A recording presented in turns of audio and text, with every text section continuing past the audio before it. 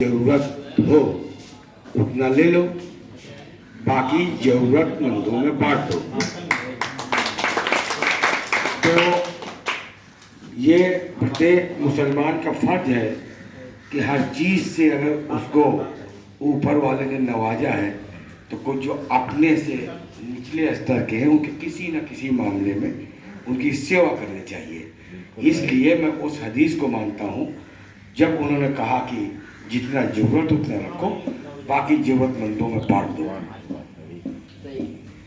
इसलिए एक खुतबा और है उनका कि जिस समय हिंद के पूरब से सुकून की ठंडी हवा हुजूर सल्लल्लाहु अलैहि वसल्लम को मिलती थी तन्हाई में, तो आप बताओ जो हमारे हुजूर को सुकून देती हो संस्कृति और सभ्यता, वो सरजमी हमको आपको नफरत दे ही नहीं सकती।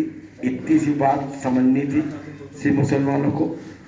दूसरी चीज एक हदीस और है कि ऐ मोमिनो जर्रे जर्रे में फैल जाओ, कहीं कहीं आपकी हुकूमत नहीं होगी लेकिन वहां के हाकिमों का हुक्म मानना, ये कहा है। लेकिन लोकतंत्र है, अब लोकतंत्र में हर आदमी जो चाहो वो कह लो, उसमें कोई वो नहीं। मैं सिर्फ इतना कहना चाहता हूँ कि भारत का मुसलमान भारतीय जनता पार्टी की आइडियोलॉजी में वो अंग ही नहीं प्रत्यंग है, अपने ही मांस का अंश है। ये आइडियोलॉजी में भारतीय जनता पार्टी की, और उसकी जो अंत्योदय है, जो समाज में खड़ी पंक्ति का अंतिम व्यक्ति जिसके वस्त्र फटे हो, पैर की रुइयां फटी हो, आंखों से चीपा आ रहा हो, कचरा आ रहा हो, वस्त्र फटे हो, वो मेरा साझीदार भागीदार होगा तो विकास सुनिश्चित होगा। यह है आइडियोलॉजी भारतीय जनता पार्टी की कि कोई न रहे भूखा, सबको छत दिया, सबको रसोई दी, सबको अनाज दिया, विकास के मामले में रोजगार दिया। इसलिए आप लोगों से अपील है कि 13 को है ना, यहाँ 13 को आप लोग नाश्ता बाद में करो, पहले मत अपना अधिकार प्राप्त करो। इसलिए जा करके आप लोग वोट दो। और एक बड़ी बात बता दें, इसके पीछे एक चेहरा आप भूल जाओ कि ये सांसद है, विधायक है। मैं टंके की चोट पे कहता हूँ, वीडियो बन रहा है, सांसद विधायक माने गाड़ी का ड्राइवर। ठाकुर का नंबर नोट करो, शासनिक प्रशासनिक कोई काम हो आप हमको यूज करो। मैं आया हूँ आपके समाज में, आपके बीच में 20 जूते मुझको मारो, कागज ले आइए, मैं शासन प्रशासन में बैठा हूँ। इसलिए मैं ये नहीं कहूँगा कि वहाँ जाओ सांसद जी के पीछे पीछे चलो, वो चलो।